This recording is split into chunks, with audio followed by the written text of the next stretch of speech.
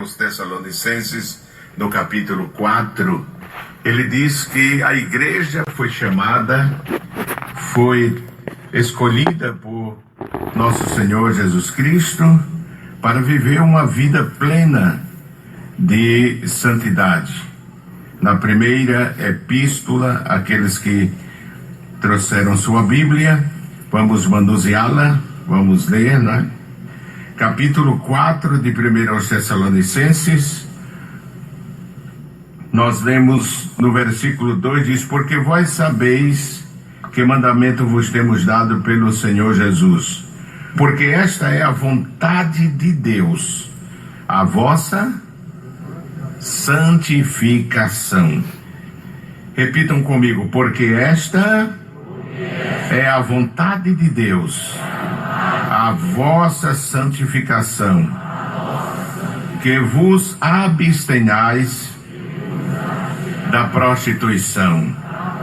O versículo 4 diz que cada um de vós, repitam comigo, que cada um de vós saiba possuir o seu vaso em santificação. Então esta, meus amados irmãos, é a vontade de Deus. No versículo 7, o apóstolo diz assim: porque não nos chamou Deus para quê? Para a imundícia, não é para o pecado, para a corrupção, mas Deus nos chamou para quê? Para a santificação.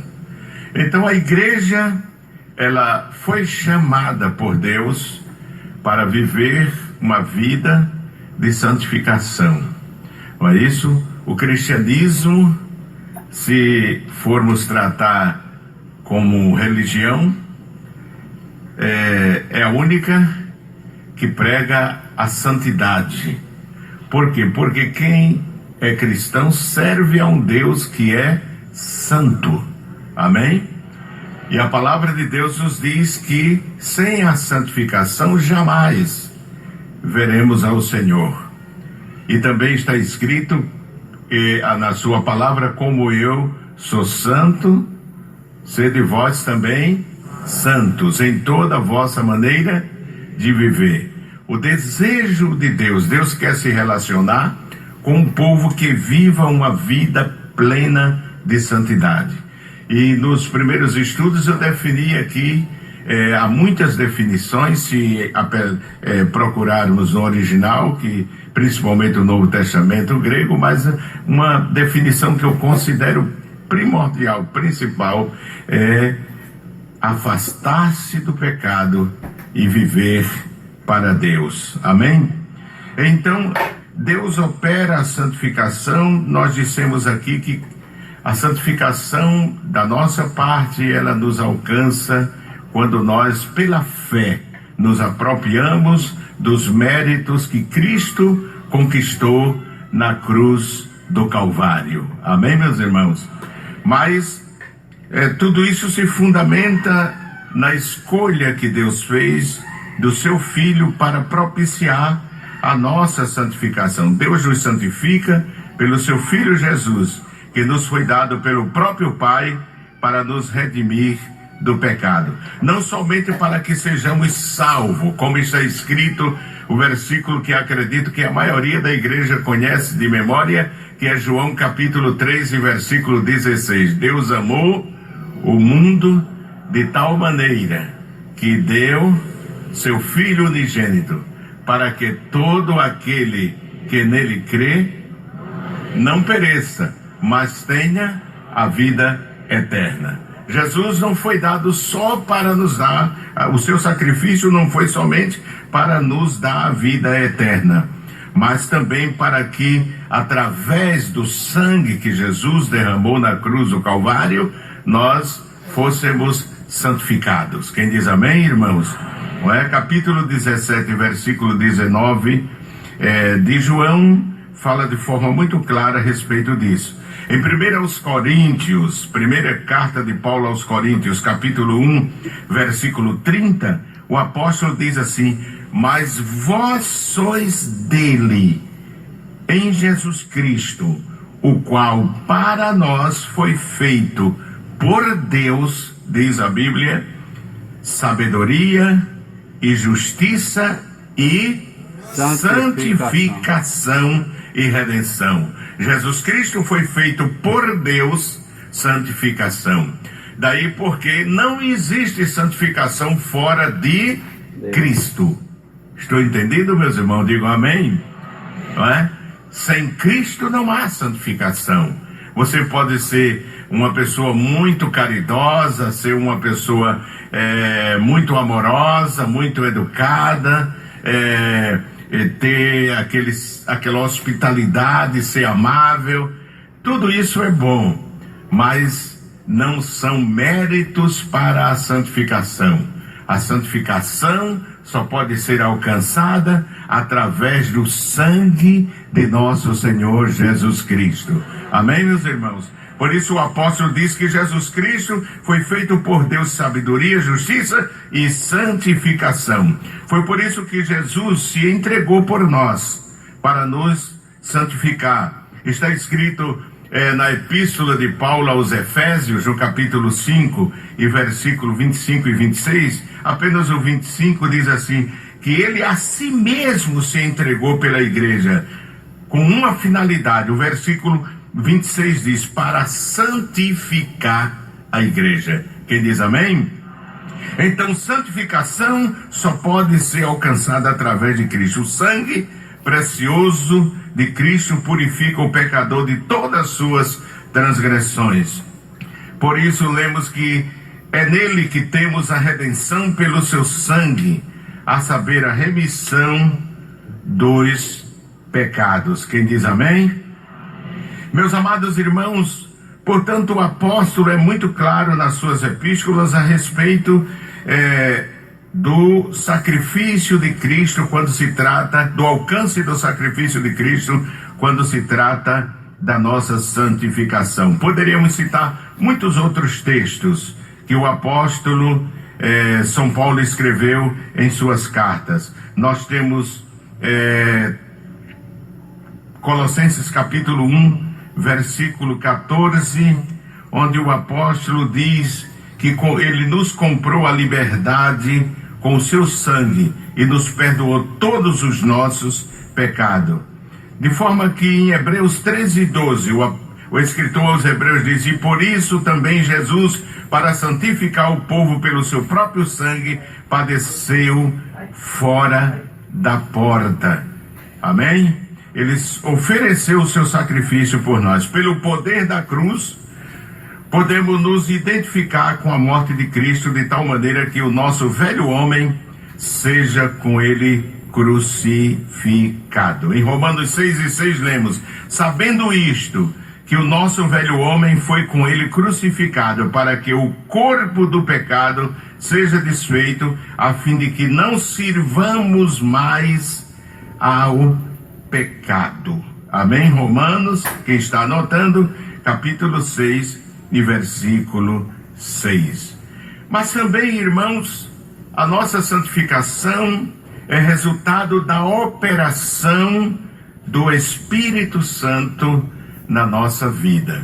Primeiro, o sacrifício de Cristo, o que Cristo fez na cruz por nós, mas também Deus nos santifica pelo poder, pela operação do Espírito Santo em nós. A Bíblia diz, quando vier aquele Espírito da verdade, ele vos guiará em toda a verdade. João 16:13. Isso também significa que o Espírito Santo leva o crente a buscar a verdade do Evangelho, que opera nele a santificação. Amém, meus irmãos? O Espírito Santo, ele se encarrega, não é isso, de mostrar quando estamos vivendo uma vida fora dos princípios da palavra de Deus. E ele procura nos convencer e nos levar à verdade para que vivamos uma vida de forma que agrade ao Senhor nosso Deus. O apóstolo São Paulo, escrevendo ainda na segunda epístola aos Tessalonicenses, capítulo 2, e o versículo 13, ele diz, mas devemos sempre dar graças a Deus por vós, por vos ter Deus elegido desde o princípio para a salvação. E Paulo diz assim: em santificação do Espírito. O Espírito Santo opera em nós a santificação. Quem diz amém, meus irmãos? Não é? O Espírito Santo ajuda o crente a subjugar a sua carne, não é isso? Diante da vontade do Senhor. O crente, ao nascer de novo, deve deixar-se guiar pelo Espírito Santo. Paulo diz que quando nós nos deixamos guiar pelo Espírito Santo, ele gera em nós o caráter de Cristo.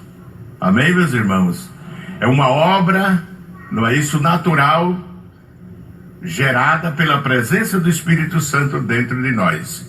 Quando o apóstolo, escrevendo aos Gálatas, faz menção aos pecados da carne, aos pecados da velha natureza, ele diz que estes pecados são gerados por nós, são produzidos pela operação da velha natureza em nós. Mas ele diz que se nos deixar guiar pelo Espírito Santo, ele naturalmente faz com que o fruto, que é o símbolo uma figura do caráter de Cristo, seja gerado em nós. Então a obra do Espírito Santo é essa: quando ele passa a habitar no crente, e o salvo permite que ele guie a sua vida, ele vai naturalmente, como uma árvore produz naturalmente o fruto, ele vai fazer com que o nosso caráter seja transformado, a nossa mente seja transformada e passemos a produzir frutos, não é isso, do caráter de Cristo na nossa vida. Veja Gálatas capítulo 5, Gálatas capítulo 5, versículo 16. Gálatas vem antes de Efésios, né, após a segunda epístola de Paulo aos Coríntios. Você pode encontrar capítulo 5, versículo 16. O apóstolo diz assim: digo, porém, andai como? Em espírito, e não cumprireis o quê? A concupiscência da carne. Paulo está dizendo aos Gálatas, não é isso? Os crentes da região da Galácia, as igrejas que ali estavam, ele está dizendo: se vocês querem viver uma vida livre da prática do pecado, se vocês querem resistir os desejos da velha natureza, então permita que o Espírito Santo guie a vossa vida. Amém, meus irmãos? Porque ele é encarregado por Deus, não é isso, de operar a santificação em nós. Observe o que ele diz: andai em espírito e não cumprireis a concupiscência. Do grego epitomia, que quer dizer desejo forte, desejo incontrolável da carne, das práticas do pecado. Quando nós não andamos em espírito, não permitimos que o Espírito Santo domine a nossa vida, as nossas atitudes, então a carne tem mais força do que nós. E os seus desejos nos dominam, nos submete. Mas o apóstolo está dizendo aqui que se nos submeter ao Espírito Santo, nos tornamos imbatíveis diante dos desejos da carne. Não cumprimos os desejos da carne. Aleluia. Porque o Espírito Santo vai estar do nosso lado para nos ajudar a triunfar. Glória quando a Deus, esses desejos aleluia, venham à nossa vida e são fortes. Aleluia. Às vezes há pessoas que dizem: eu não aguento a tentação, não suporto. Falta a comunhão com o Espírito Santo, uma vida de comunhão com o Espírito Santo. Diz: porque a carne cobiça contra quem? Contra o Espírito, e o Espírito contra a carne. Quando cremos em Cristo, há uma guerra. Aqui na versão corrigida diz cobiça, na atualizada diz luta. A carne, a velha natureza, luta contra o Espírito Santo, e o Espírito Santo contra a velha natureza. E estas opõem-se um ao outro Para quê? Para que não façais o que quereis. O que é que nós queremos? Viver